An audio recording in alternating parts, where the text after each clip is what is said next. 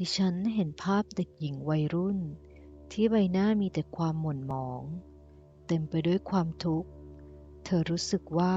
ไม่มีใครรักเธอเลยตั้งแต่จำความได้เธอไม่เคยมีความสุขเลยพ่อกับแม่ของเธอแยกทางกันตั้งแต่เธอยังเด็กเธออยู่กับแม่จนมาวันหนึ่งแม่ของเธอมีสามีใหม่พ่อเลี้ยงของเธอชอบแอบมองเธอด้วยสายตาที่หื่นกระหายเมื่อเธอเริ่มโตขึ้นเขาก็ถือโอกาสในจังหวะที่แม่ของเธอไม่อยู่บ้านข่มขืนเธอกลัวตกใจเจ็บปวดทั้งร่างกายและจิตใจแต่พ่อเลี้ยงก็ข่มขู่ห้ามไม่ให้เธอบอกเรื่องนี้กับใครสาวน้อยได้แต่แอบร้องไห้อยู่เพียงผู้เดียวและเหตุการณ์นี้ก็เกิดขึ้นซ้ำแล้วซ้ำเล่าเธอเจ็บปวดจนสุดจะทนไหวเธอมองไม่เห็นทางออกใดๆอีกแล้วเธอจึงตัดสินใจผูกคอตายในห้องนอนของเธอเองเธอตายลงด้วยความเศร้าโศกเสียใจอย่างโดดเดี่ยวหมดหวังในชีวิตเมื่อดิฉันลืมตาขึ้นมาจากสมาธิพร้อมกับหญิงสาววัยรุ่นคนหนึ่งที่กำลังนั่งอยู่ตรงหน้าดิฉันรับรู้ได้ทันทีว่าชีวิตของเธอในชาติปัจจุบันนี้มีความคล้ายคลึงกับภาพในอดีตชาติที่ดิฉันได้มองเห็นดิฉันจึงถามเธอว่าเธอคิดจะฆ่าตัวตายหรือไม่เธอบอกดิฉันว่าเธอพยายามฆ่าตัวตายมาหลายครั้งแล้วแต่ไม่สำเร็จจากบุคลิกลักษณะในอดีตชาติทำให้ในชาตินี้เธอก็เป็นคนที่ไม่ชอบแสดงความรู้สึกไม่ชอบเล่าเรื่องราวในชีวิตของเธอให้ใครฟังเธอเก็บทุกอย่างไว้เพียงผู้เดียวหลังจากนั้นดิฉันจึงเล่าภาพชีวิตในอดีตชาติให้เธอฟังเธอได้ยินแล้วก็เล่าให้ดิฉันฟังว่าชีวิตในชาตินี้พ่อกับแม่ของเธอก็แยกทางกันเธอเสียใจมากเธออยู่กับแม่มีสามีใหม่และสามีใหม่ของแม่ก็ข่มขืนเธอด้วยเช่นกันเธอได้พยายามฆ่าตัวตายมาหลายครั้งแล้วแต่ไม่สำเร็จ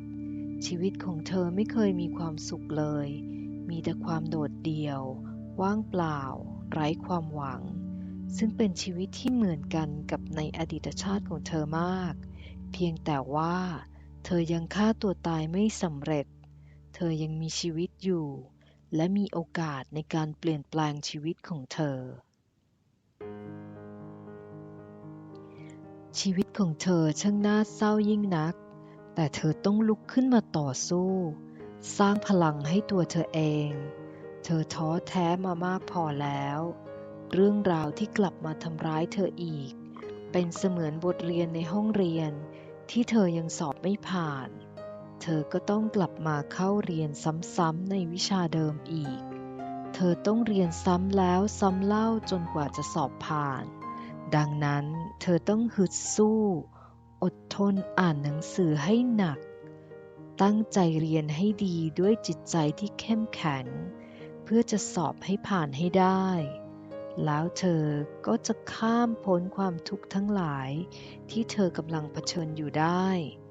ดิฉันได้สอนให้เธอกลับไปฝึกสมาธิเพื่อที่เธอจะได้มีพลังใจที่เข้มแข็งและสอบผ่านได้ในชาตินี้สักทีเรื่องราวของสาวน้อยผู้นี้หวนกลับมาในความทรงจำของดิฉันในวันหนึ่งที่กำลังพยายามแก้ปมของเชือกเส้นยาวที่มัดอยู่เป็นกระจุกใหญ่ปมพันวนไปวนมาจากหัวไปท้ายหลายรอบดิฉันต้องใช้เวลาและความอดทนอยู่พักใหญ่จนสามารถที่จะคลายปมได้หมดทุกปมจากการอดทนแก้ปมจนหมดทำให้ดิฉันได้เชือกเส้นยาวกลับมาไว้ใช้ประโยชน์ได้อีกจึงได้ข้อคิดว่าหากดิฉันท้อใจไม่อยากจะอดทนเสียเวลานั่งแก้ปมเชือกแล้วทิ้งลงถังขยะไป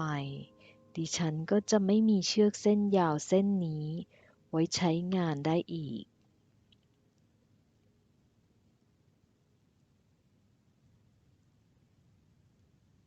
ฉันใดก็ฉันนั้นเช่นเดียวกันกับชีวิตของคนเรานี้ที่พระพุทธองค์ทรงตรัสไว้ว่าโอกาสในการเกิดเป็นมนุษย์นั้นแสนยากเมื่อเราได้เกิดมาเป็นมนุษย์แล้วเราสามารถใช้กายสังขารนี้ให้เป็นประโยชน์ทั้งในทางโลกและทางธรรมแต่เมื่อเราเจอปัญหาอุปสรรคในชีวิตเรากลับตัดช่องน้อยแต่พอตัวตัดสินใจฆ่าตัวตายเพื่อหนีปัญหาชีวิตนี้ก็หมดประโยชน์ดังเช่นเชือกที่มีปมแล้วถูกโยนทิ้งลงในถังขยะทั้งที่จริงๆแล้วถ้าเราตั้งสติให้มั่นใช้ความอดทนใช้ปัญญาและให้เวลากับตัวเองสักวันหนึ่งปัญหาที่มีอยู่ก็จะค่อยๆคลายลงไปทีละน้อยและด้วยความอดทนวันใดวันหนึ่งก็จะพบว่าปมทั้งหลายที่มีอยู่ได้ถูกคลายไปจนหมดแล้วชีวิตก็จะเต็มเปี่ยมไปด้วยพลังและความภาคภูมิใจที่เกิดจากความอดทนและน้ำพักน้ำแรงที่ได้ลงทุนไปรวมถึงได้รับกำไรอันมหาศาลเป็นประสบการณ์ชีวิตที่สร้างภูมิคุ้มกันให้กับจิตใจเพื่อที่จะก้าวต่อไปไม่ว่าปัญหาอุปสรรคใดๆจะเข้ามาในชีวิตเราก็จะข้ามพ้นมันไปได้อีกทุกครั้งทุกคราไปดิฉันขอส่งกำลังใจให้กับทุกท่านที่กำลังพบเจอปัญหาอันหนักอึ้งในชีวิตขอให้ท่านมีกำลังใจที่เข้มแข็งตั้งสติให้มั่นอดทนพยายามแก้ปมปัญหาไปเรื่อยๆสักวันหนึ่งเชือกเส้นนั้นของท่านก็จะกลับมาใช้ประโยชน์ได้อีกมากมายมหาศาลและท่านก็จะรู้สึกขอบคุณตัวเองอย่างหาที่สุดไม่ได้